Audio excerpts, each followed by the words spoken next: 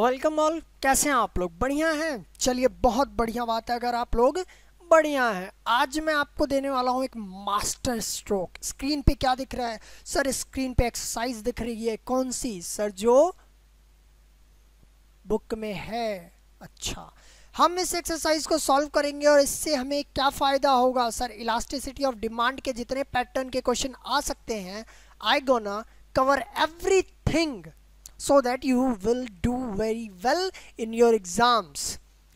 ये तो अभी बुक के क्वेश्चंस होंगे। इसके बाद हम लोग जो नया हमारा टॉपिक होगा उसमें हम लोग ट्राई करेंगे सीए सीएस के क्वेश्चंस को भी सॉल्व करें। Up to CA CS solve करके इसका मतलब सर हम सीए बन जाएंगे? नहीं, बिल्कुल नहीं। बट हमारी नॉलेज इतनी अच्छी होगी कि हमें पेपर में कोई हरा नहीं पाएगा, हमारे मार्क्स कम नहीं आएंगे। फाउंडेशन से हम लोग अपना 11th-12th स्ट्रॉन्ग करने वाले हैं।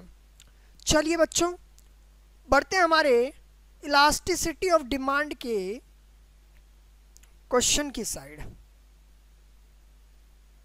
उसको करते हैं पहले ऊपर। 8 यूनिट ऑफ अ गुड। मैंने आपको बताया था, क्या बताया था सर? यही तो बताया था आपने। Firstly write down the given points of that question. So what is given? It is here. 8 unit of a good are demanded at a price of 7 per unit. That means price of a commodity is given, and here demand of that commodity is given. 8 unit, that means demand is 8 unit and the price is 7 per unit. 7 per unit. That means on the price of 7 per unit of a commodity, we are, that means commodity consumer, not we means consumer. Consumer is demanding 8 unit of that commodity. It is also given ED, that is -1. Oh my god, ये क्या नया है sir? आपने elasticity ही बता दिया, question में elasticity of demand दे दिया। हम तो यही हर बार निकालते थे। निकालना क्या है तब इसमें? बढ़ते हैं आगे। ED is given and it is saying how many unit will be demanded at the price of ₹8। Price is increased 7 to 8 and quantity is nil. Why? As it is asking the demand of that commodity as price of 8. अच्छा, then it is saying use expenditure approach of price elasticity. Oh my god, ये तो कुछ नई बात आ गई sir. यहाँ expenditure method use करना है, कर देते हैं।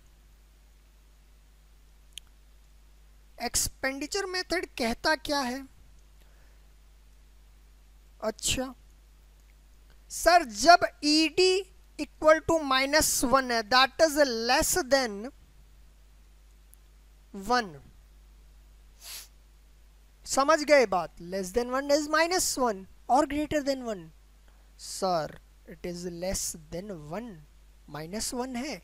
अच्छा, तो यहां हमें याद है the total expenditure came, total expenditure की बात कर लेते हैं कि यूज एक्सपेंडिचर मेथड है। तो 7 into 8, 8 7 जा 56 सर। कैसे कंफर्म कर लेंगे कुछ बच्चे फटाफट इसको? कुछ लोग कैलकुलेटर लेके बैठे हैं, पेपर में कैलकुलेटर काम नहीं आने वाला। यूज योर ओन मेथड, लिख लिख के करो। 8 into 5, अच्छा 7 है, 5 सॉरी 7 है। 8 7 जा 56। Okay sir, then here it is x and we know in that condition where ED is -1 the total expenditure remain constant. Total expenditure remains constant. बात सही है कि नहीं है? एकदम सही बात है सर, कोई दिक्कत नहीं है इस बात में। Here in this case total expenditure remains constant।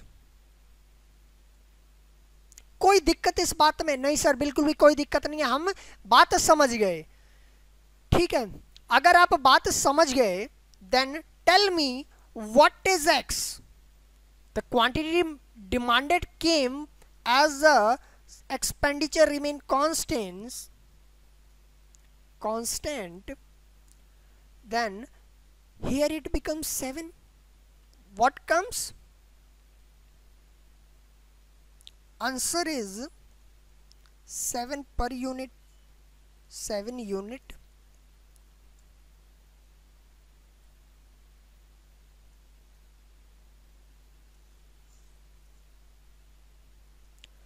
When the price of the commodity becomes to 8 unit from 7 unit, that means there is increase in the price. Due to this effect, the quantity demanded becomes from 8 to 7. There is a lesser demand, right? Okay, note down that thing, then we will move towards second question. Second question is, a consumer buys 10 unit of a good at a price of 6 per unit. Again, I am saying again and again, firstly write down the given points. What are those given points? It is first, sir, price of that commodity, demand of that commodity. That is okay. Firstly write down two things, price and demand, then again read the question what it is saying. For by seeing the question, go forward towards answer. Okay, first price is 10 unit at price 6. Sir, 6 rupees per unit पे he is demanding 10 unit of goods. Okay, again it is price elasticity is -1, given equal to 1, ed less than 1. Okay, -1 is given, elasticity of demand is given -1, then it is saying 12 unit. What is price? Okay, again use expenditure approach, कोई दिक्कत नहीं है sir, expenditure पहले पता कर लिया जाए। Total expenditure जिसको कहते हैं हम लोग TE। ओके, 6 10 जा 60 sir, then what will be multiplied by 12 so that we can get 60? It will remain constant. Again same thing. What you have noticed, sir, expenditure in the previous question is remain constant, as well as in the second question it is remain constant, but both questions are different from each other, as in the previous question quantity demanded is asked, and this question is asking about the price of that commodity when the consumer is demanding 12 unit of good. Okay, so the answer will be what? Sir नहीं समझ आ रहा। 60 unit of good, total expenditure हमारा 60 रुपए अगर हम खर्च करते हैं, 12 यूनिट का गुड खरीदते हैं, तो सर हमारी जो प्राइस होगी वो 5 रुपए होगी। यहाँ 5 आएगा, क्या आएगा? Answer will be 5। ये आपका प्रॉपर आंसर, नोट करिए।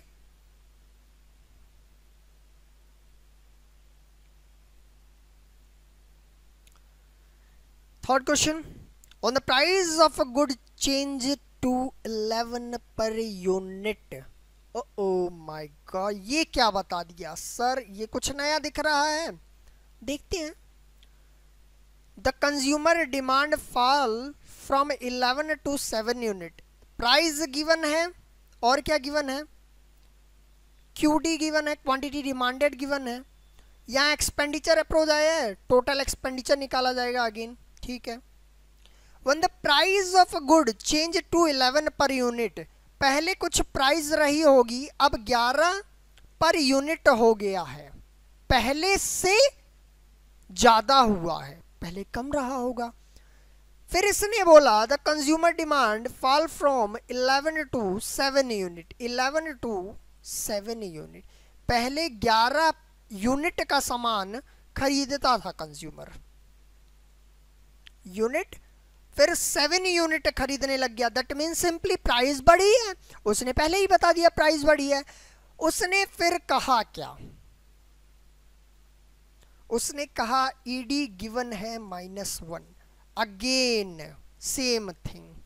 अब क्या आएगा सर, अगर ईडी -1 है that means total expenditure remains constant. एक ही बात पे 3 तरह के क्वेश्चन आपको मिल गए। मुझे नहीं लगता इसके अलावा आपको कुछ चाहिए सीखने के लिए, समझने के लिए। अगर एक पैटर्न पे 3 क्वेश्चन डिफरेंट तरीके से अगर लगाए जा सकते हैं दैट मीन्स बाकी कहीं से भी वो पूछ लेगा, आपको कोई दिक्कत नहीं आएगी। मान के चलूँ इस बात को मैं, ठीक है, बढ़िया बात है।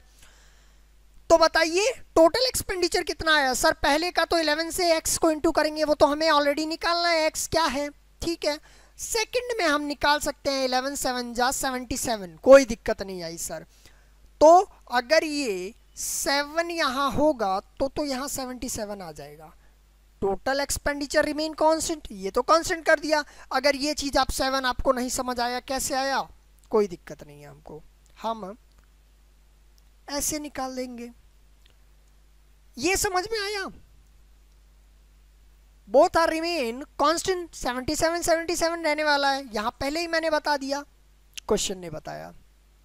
Okay, so if QD is 11 and total expenditure is 77 that means 77 रुपए अगर मैं लगा के 11 यूनिट का सामान खरीदता हूं तो एक की कीमत 7 रुपए आएगी। कोई दिक्कत नहीं सर, बिल्कुल दिक्कत नहीं है। आंसर क्या आएगा 7। कोई दिक्कत नहीं सर, आ गई, बिल्कुल समझ में आ गई आपकी बात। Question number 4, one good price of a good, when the price of a good is 13 per unit, the consumer buys 11 unit of that good. Okay, price is given, I am writing here given things, price is given 13 per unit. Okay, the consumer buys 11 unit of that good, QD is given 11 per unit. Okay, when the price rises to 15, price is raised, increase in the price of 2 unit. Okay, 13 to 15. Okay, the consumer continues to buy 11 unit. Okay, consumer is still demanding 11 unit of a good. Okay, what we have to find is ED. I have written ED, that means simply it is asking about the price elasticity of demand through price method. याद करो, formula बताने की जरूरत sir, change in P होगा, change in Q भी पता होना चाहिए, तब तो निकालेंगे। निकाल लेते हैं। Change in price is 15 - 12, P1 - P होता है 2 पर यूनिट। क्या डाउट आया? कोई डाउट नहीं आया सर, ये 2 आएगा। ये 0 का चेंज आया, यहाँ 0 का चेंज आया। हाँ sir, formula is change in P upon change in Q upon change in P into P upon Q। हमारे पास वो सारी चीज़ें अवेलेबल हैं जो हमको चाहिए। हाँ सर, बिल्कुल अवेलेबल हैं। फॉर्मूले पे तुरंत पुट करिए इस चीज़ को। चेंज इन Q कितना आया है सर? 0 आया। 0 upon P, change in P कितना आया सर? 2 आया है। वी नो P कितना है sir? Initial P is 13 and initial Q is 11। Solve करिए इसको, कितना आएगा? अब कुछ बच्चे बैठेंगे इसको सॉल्व करने। Why don't you see that here it is clearly given that 0, and if we multiply any digit by 0 always it comes to 0. So simply, why don't you write ed equal to 0? Ed equal to 0. That is my answer. Why I'll make the question so lengthy and solve it? Here I can see simply that 0 is given, and if we solve this, it always comes 0. Any doubt? Don't waste time on that calculations. That calculation which makes you suffer for your paper. You lost your time. Elasticity of demand or any other numerical which you can do better. You know that how to do, you know how to get the answer. The main thing is you do not remember that those calculations which can be easily solved by just seeing, you make it lengthy by solving it. Check out those things which are no need of solving. Okay, let's move. Question 5. When the price of a good is 12 per unit, the consumer buys 24 unit of that good. What is given? So price of commodity is given, quantity demanded is given. Price is 12 per unit and consumer buy 24 unit. No doubt in that. Okay. If you didn't have any doubt in that, you're a good person. When the price rises to 14, there is change in P. मैंने given के साथ ही बता दिया, इतनी speed आपको रखनी पड़ेगी. Then consumer buys 20 unit of QD, quantity demanded. Sir, change in Q is about -4. क्या डाउट आया? And it is asking price elasticity of demand. Cannot calculate. You can easily calculate. It is given things. फटाफट निकाल के बताइए कितना आया मेरे को. Sir change in Q upon change in P into P upon Q. Solve it by putting it. Change in Q is given -4 upon change in P is given 2 into initial P is 12 and initial Q is 24. Initial P is 12 and initial Q is 24. 12 1 ja 12, 12 2 ja 24, 2 1 ja 2, 2 2 ja 4, 2 2 cancel, -1 or 1. Sir, it is ED equal to 1. कैसे आया ED equal to 1? You are still forgotten that here it is a minus sign before the whole formula, as I have told you earlier. Don't forget to mention the formula properly. It will makes you gain numbers better. And in paper you will get time step by step marking. Every step is important. Calculation can be made shorter. How? It is only possible if you mix the formula proper, so that examiner can easily know what you are gonna do. After that, if formula is right, he will simply check the answer, not the process. And by the answer, it is always right that you have done right thing right way. If answer is right, formula is right, that means you have done in a right way. Let's move forward. ED यहाँ 1 आया. बात समझ आ रही है कि नहीं आ रही? आपको करना क्या है? फॉर्मूला आप सही लिखिए, सॉल्यूशन आप काट रहे हैं, कैसे कर रहे हैं, प्रेजेंटेशन बहुत मायने रखता है. प्रेजेंटेशन सही रखिए, सीक्वेंस में रखिए, शॉर्ट कर दीजिए, एग्जामिनर समझ जाएगा, कोई दिक्कत नहीं है. जरूरी नहीं है यहाँ आपको बताना है 4/2 इंटू 12/24. ओके, 2 ये कैंसिल होगा तो ये आएगा 2/1 इंटू 12 1/2. फिर इससे इसको कैंसिल करेंगे सर, ये आएगा 1/1 इंटू 1/1. ये 1/1 1/1 करेंगे तो 1 आएगा, फिर ये माइनस आएगा, सर यहाँ ऑलरेडी माइनस था, माइनस माइनस प्लस होता है, फिर ये 1 आंसर आ जाएगा. That is no need, it is a no need of that. There is no need of that. Why? Sir, we can simply put the formula,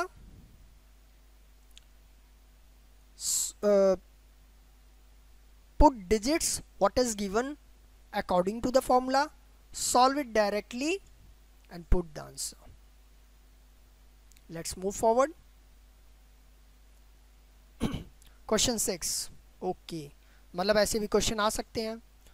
Statement type question. Now it is clearly given. This question is saying calculate ED. What is given? Price 9 to 9. Change in P is 0. Change in Q is 50. Got it? Yes sir, बिल्कुल. Formula is change in Q upon change in P into P upon Q. Is this right? Yes sir. Now if we solve that, change in Q is 50 and change in P is 0 into initial P is 9, initial Q is 100. अब बताएंगे क्या आएगा इसका answer. Again I am not saying anything. मैं इसको solve नहीं करूंगा. क्यों? सर पहले तो चीज ये देखिए, यहां 0 है. That means answer is simply near about 0. Second thing, it is under some number, it's upon. अगर upon केस है that means infinity का कंडीशन है sir. It is not possible to solve that question. नहीं तो आप इसको solve करो, फिर इसको सॉल्व करो, पॉइंटों में लाओगे, करोगे. मैं करके बता दूं आपको. Okay, 9 divide by 100. 9 divide by 100 is 0.09.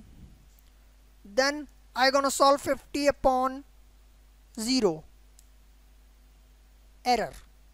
That is simply saying calculator is error. That if calculator cannot solve, how can you solve this thing? You cannot solve. If there is error, that means answer is infinity. Simply I have given the proof, ताकि कुछ बच्चे शैतान होते हैं, वो कहते नहीं sir हम तो सॉल्व करेंगे. करिए आप सॉल्व, टाइम बर्बाद आपका होगा, तब तक बगल वाला पेपर करके चला जाएगा.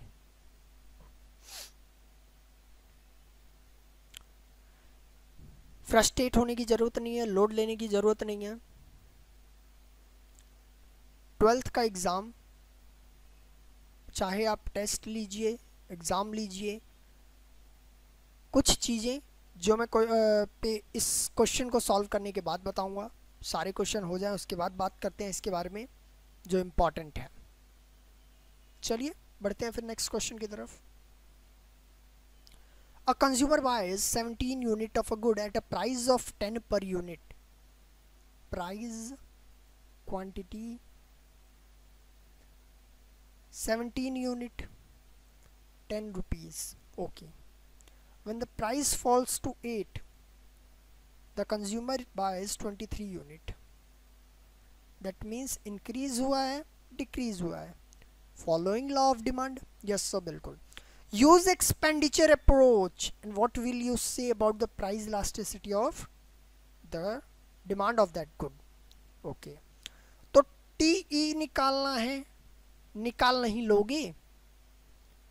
बिल्कुल निकाल लेंगे सर. 17 इंटू 10 किया तो आया 170.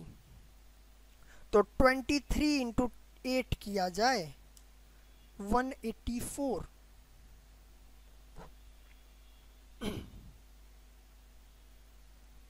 क्या हुआ? यहाँ इंक्रीज ही तो हो रहा है. यहाँ क्या हुआ sir? Decrease in price, increase in quantity demanded and increase in expenditure will lead to greater than elasticity. Conditions याद करो, बताने की जरूरत है. तीन कंडीशंस बताई थी आपको, तीन में हर कंडीशन में दो कंडीशन थी। If there is a rise in price, if there is less in price, decrease in price, and this decrease or increase, what it is doing on the total expenditure, this will show the price elasticity.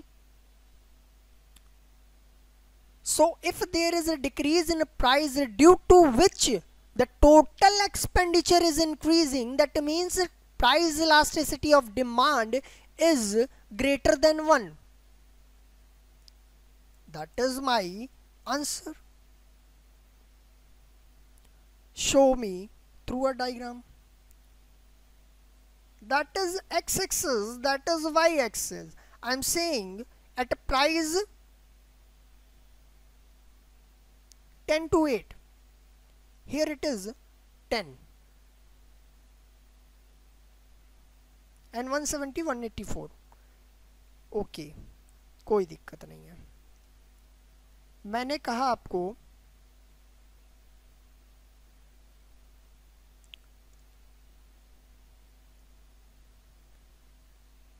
that is 10, it is 170, क्या दिक्कत है? सही है sir, price कम हो गई, price ये 8 पे आ गई, लीजिए price decrease and here it is 184, I have increased,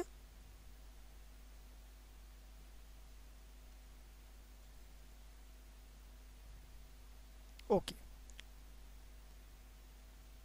लीजिए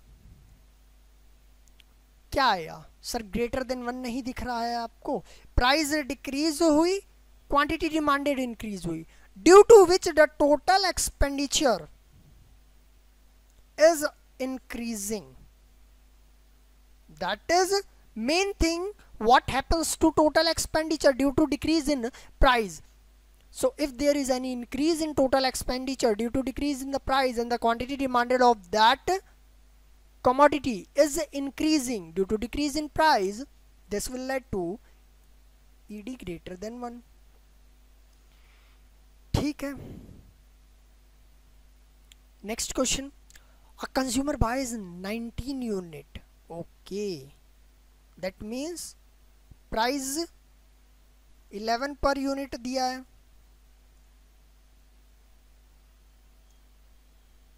QD कितना दिया है सर? 19 यूनिट दिया है, कोई दिक्कत नहीं है। When the price rises to 13, price is increasing. In the previous question, price is decreasing. It is buying 17 unit. Price increase हुआ तो क्या हुआ सर? क्वांटिटी डिमांडेड में डिक्रीज हुआ and this will lead to expenditure approach दिख रहा है, तो टोटल एक्सपेंडिचर फटाफट निकाल दो। 11 into 19,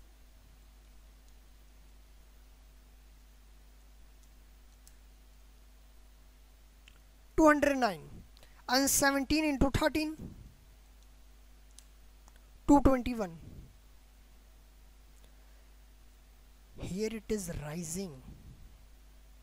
क्या बात कर रहे हैं सर? फिर से इसको करिए। 11 into 19 is 209 as well as 13 into 17, 221. Okay. Price is increasing, quantity demanded is decreasing, and the total expenditure is increasing.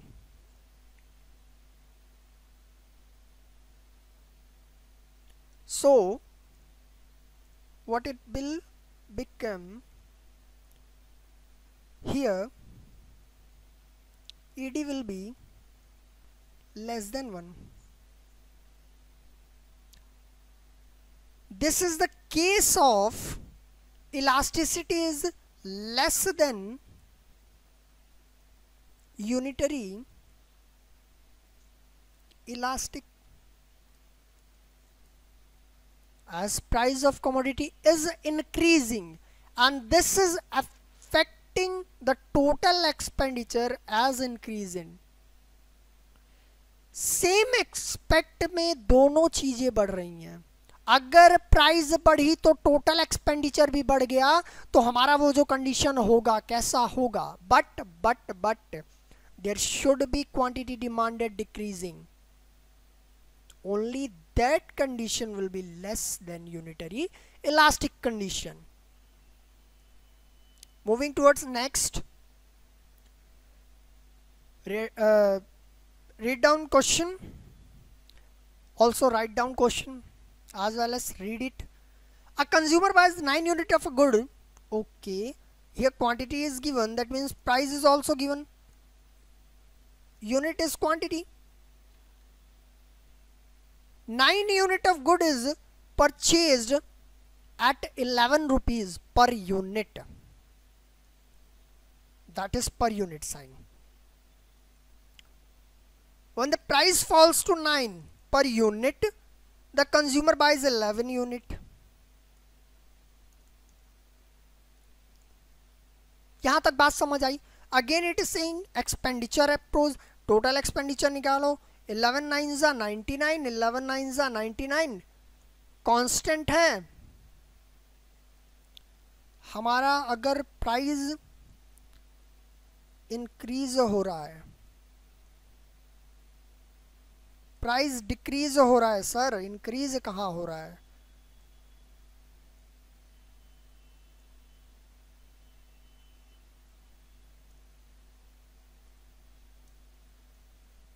Price decreasing, QD is increasing, TE is constant.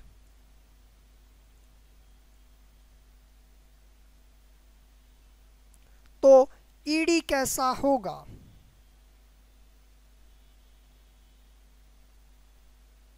Price क्या हो रहा है सर? प्राइस इंक्रीज हो रहा है, और जो quantity demanded है वो क्या हो रहा है? प्राइस डिक्रीज हो रहा है, क्वांटिटी डिमांडेड इंक्रीज हो रहा है, टोटल एक्सपेंडिचर में कोई चेंज नहीं आया। पहले भी हम 99 रुपए खर्चा करके 9 यूनिट खा लेते थे जब 11 रुपए थे, आज भी हम 99 रुपए ही खर्चा कर रहे हैं, बट 9 रुपए में 11 यूनिट खरीद रहे हैं। अच्छा, तो इक्वल टू 1 का कंडीशन है ये, price is constant. Okay, ED equal to 1 हो गया। बढ़े आगे। When the price of good is 7 per unit, unit price 7 रुपए में 12 यूनिट खरीद रहा था, और जब 6 रुपए हो गया तो total expenditure is given. When the price fall to 6 per unit, he spent 72. 72. That means here we have to find that. Calculate price elasticity of demand by using percentage method. अच्छा, तो परसेंटेज मेथड यूज करिए। अब लगाइए दिमाग और याद करिए फटाफट।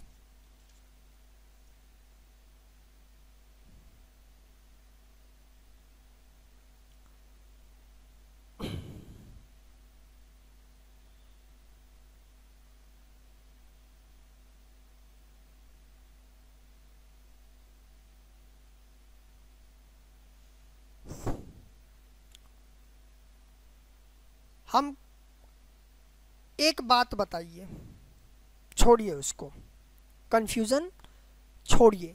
परसेंटेज मेथड उसने बोला है तो क्वेश्चन तो यही है,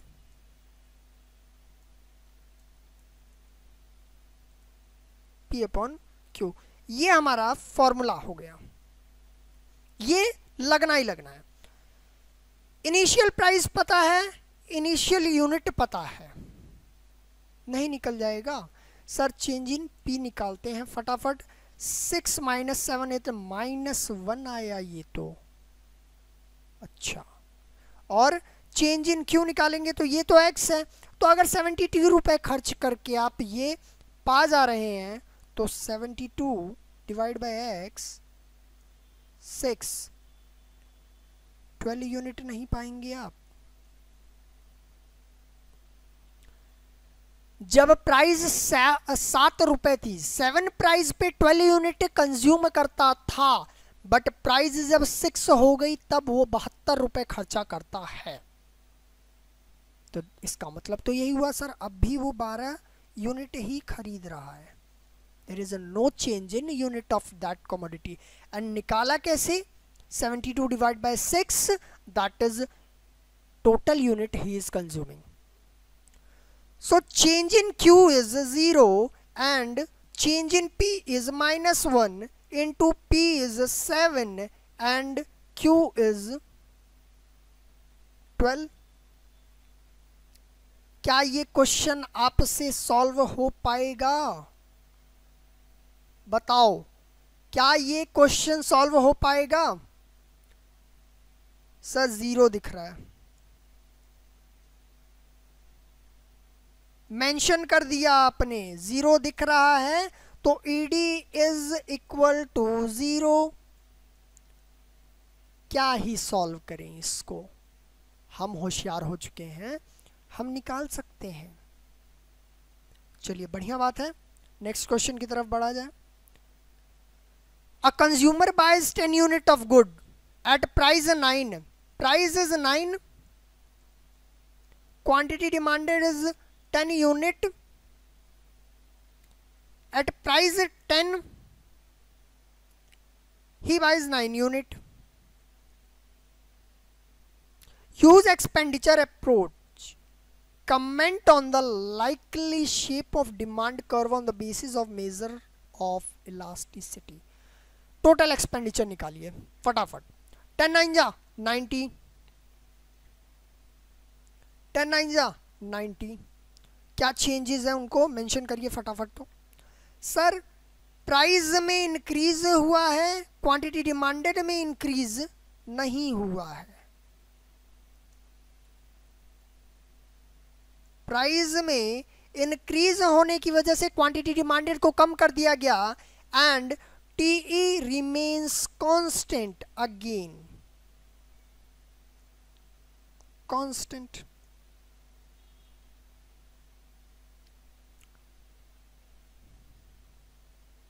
जीरो। ईडी क्या आया?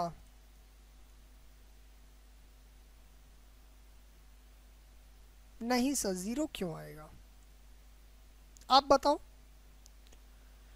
मैंने कहा 0, क्या मैं सही हूं? नहीं सर, बिल्कुल सही नहीं है। या तो लेस देन 1 होगा, या तो 1 होगा, या तो ग्रेटर देन 1 होगा।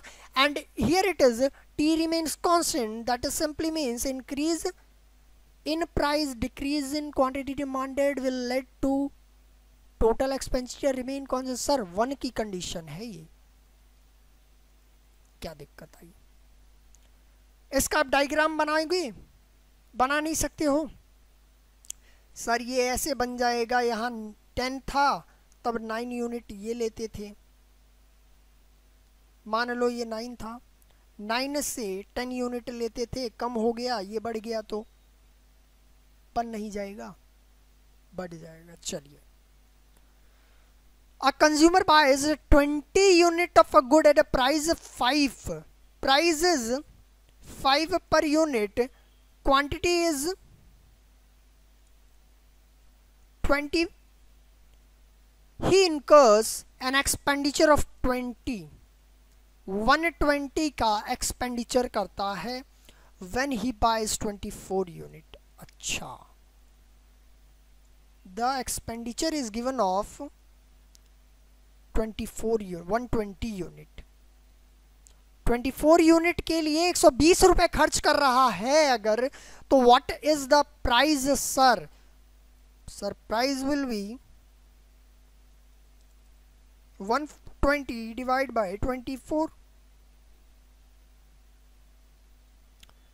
Price into quantity equal to total expenditure. So x equal to 120 divide by 24। ये तो सही बात है, 120 divide by 24 is 5। Sir price is not changing, constant,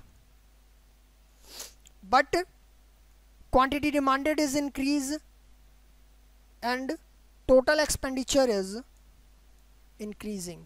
condition बताइए, फटाफट याद करिए कैसा कंडीशन होगा सर इन्फिनिटी का। यहां मैंने क्यों इन्फिनिटी बोला sir, less than 1 greater than 1 क्यों नहीं बोला आपने? ED equal to infinity. कैसे? यहां देखिए इसने क्या बोला है, calculate the price elasticity by percentage method.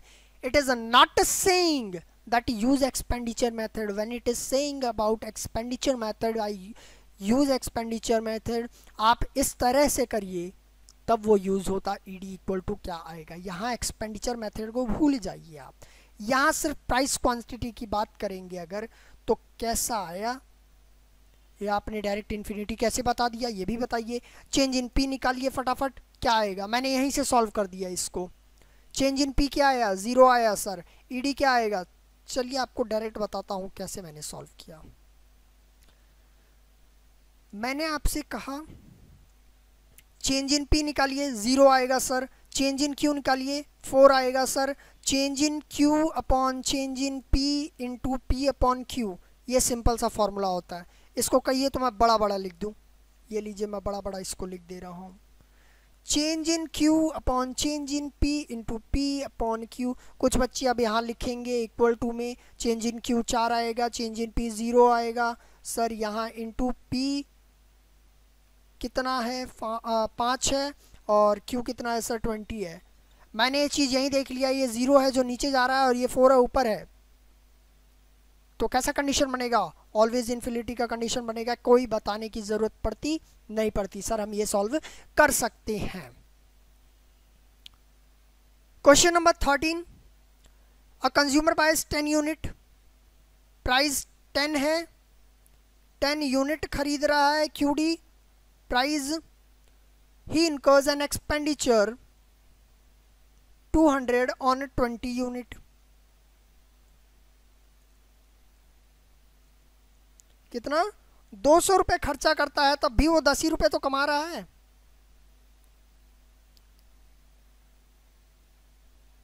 कमा नहीं रहा है। प्राइस 10 ही थी तब भी 0 सर, देख के ही पता चल गया। आगे क्या बोल रहा है? Price elasticity continue percentage method है, by percentage method. Do not use short tricks. Again I am saying, मैं क्वेश्चन समझा रहा हूं, सॉल्व करिए अपने से, अपने तरीके से, प्रॉपर सीक्वेंस में। बस यहाँ आपको सॉल्व करवाने का रीज़न ये है कि आपके अंदर इतना कॉन्फिडेंस आ जाए कि क्वेश्चंस को आप रीचेक कैसे कर सकते हैं कि वो सही है या गलत। क्वेश्चन तो आपको फॉर्मूला लगा के ही सॉल्व करना है। फॉर्मूला लिखिए, पुट करिए और उसके बाद आंसर लिखिए। चलिए परसेंटेज मेथड से इसको सॉल्व करेंगे तो क्या आएगा? Change in Q upon change in P into P upon Q. इसको सॉल्व करेंगे सर, चेंज इन क्यू आ रहा है हमारा 10 यूनिट का, 10 upon change in P 0 into P 10 10 1। ये सॉल्व किया तो इन्फिनिटी आ गया, infinity.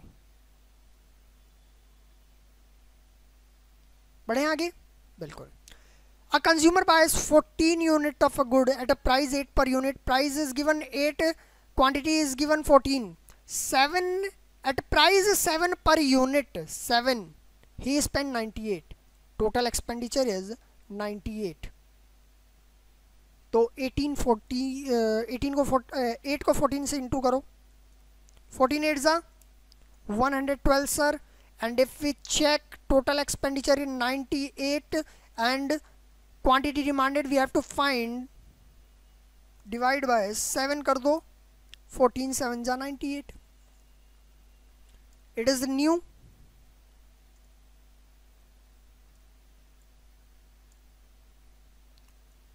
Here I have taken a new. ये आया कैसे सर? 98 डिवाइड बाय 7 से आया। चलिए कोई दिक्कत नहीं है। Again it is saying use percentage method, तो हमको ये चीज़ भूल जानी है एकदम कि हमने ये निकाला भी था। निकाल दे रहे हैं फटाफट, कैसे होगा? Change in Q upon change in P into P upon Q sir यहाँ माइनस का साइन ज़रूर लगाइएगा, भूलिएगा मत। तो change in Q is given, constant है 0 है सर। ये चेंज इन पी कितना आया, change in P is 1 in 2, P is 8, Q is 14। Sir simple सी बात है, यहाँ 0 आ गया है, ई डी इक्वल टू 0। नहीं तो मैं इसको 2 4 जा 2 7 जा 4 7 हो ही नहीं रहा सर, पॉइंटों में आ रहा है, भूल जाइए ना, यहाँ 0 आ गया, ई डी 0 है, सिंपल। अब इसने एक चीज और बोली है कि डिमांड कर्व कैसा बनेगा। Comment upon the shape of demand curve on the basis of this information. निकाल नहीं लेंगे, ईडी 0 कब होता है, क्या कांस्टेंट है, क्वांटिटी डिमांडेड कांस्टेंट है। सर क्वांटिटी यहाँ होती है, प्राइस यहाँ होती है, ये कांस्टेंट रहेगा, ये तो फिक्स हो गया। फिर वो जो चेंज आ रहा था वो यहाँ से आ जाएगा। ये लीजिए, मान लीजिए पहले 8 रुपये था, अब 7 हो गया, डिक्रीज हो गया, सिंपल। वर्टिकल लाइन बढ़ेगा, किस पे बनेगा सर, वाई एक्सिस के पैरेलल में बनेगा। Any doubt? No sir, no doubt. 15th question. A consumer buys 18 unit of a good at a price 7 and when the price rises to 8 he buys 7. Sir price given है 7, 7 से फिर 7, 8 है sir, price यहाँ बढ़ी है ना, और quantity he is demanding 8 unit when the price is 7 and when the price becomes rising to 8 he demands 7 unit. He is decreasing expenditure approach. 8 7s are 56 constant. क्या दिक्कत है, कोई दिक्कत आई?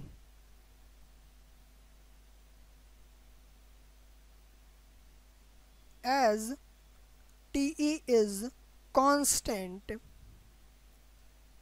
and it seems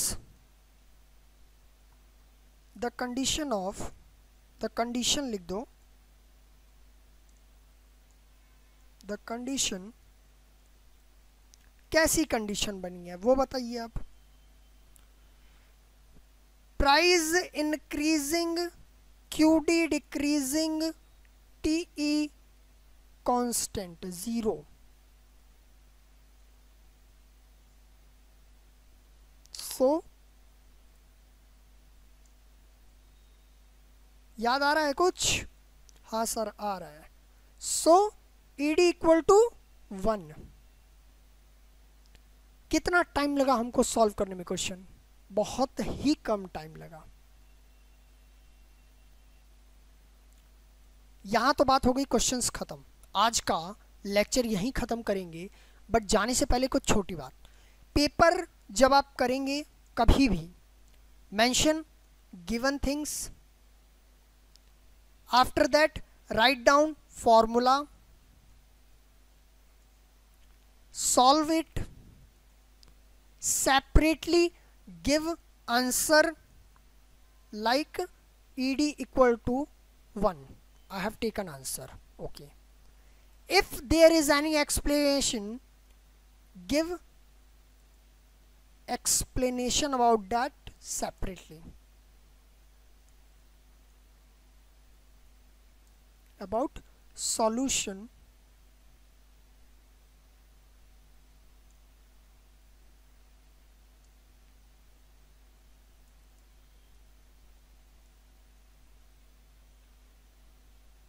separately.